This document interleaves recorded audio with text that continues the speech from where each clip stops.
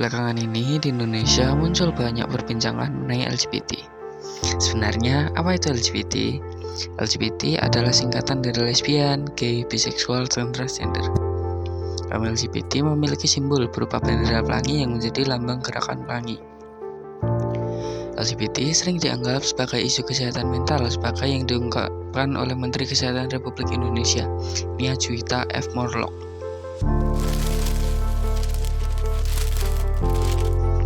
Perilaku LGBT dapat dipengaruhi oleh beberapa faktor, termasuk lingkungan, keluarga, budaya, dan faktor genetik.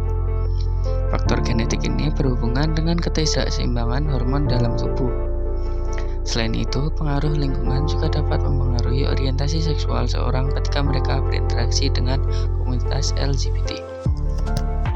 Dengan meningkatnya aktivitas komunitas LGBT, mereka semakin aktif dalam melakukan demonstrasi dengan mengibarkan bendera pelangi di Monas.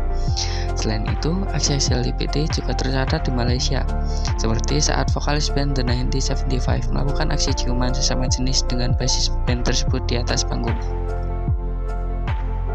Perilaku LGBT dapat berdampak pada kesehatan pelaku dan korban. Dampak pertama adalah kesehatan. Dengan penelitian mencatat bahwa 78% pelaku homoseksual memiliki penyakit kelamin menular.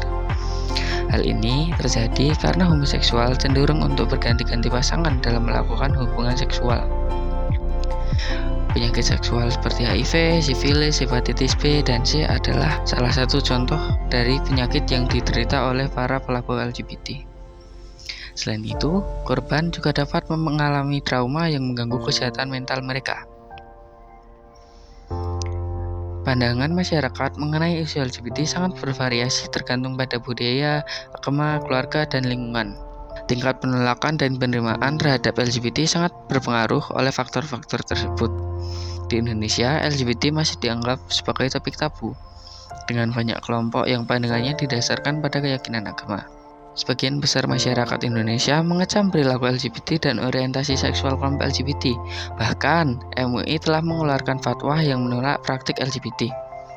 Respon pemerintah pun sama, mereka tetap konsisten dalam menjalankan konstitusi yang tidak melegalkan perkawinan sesama jenis, sesuai dengan undang-undang perkawinan yang berlaku.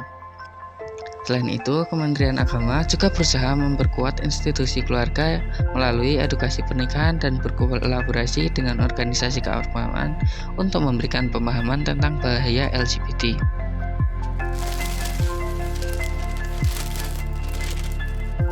LGBT dianggap melanggar norma-norma agama dan dianggap sebagai perilaku yang menyimpang dari norma-norma dan sila sosial masyarakat.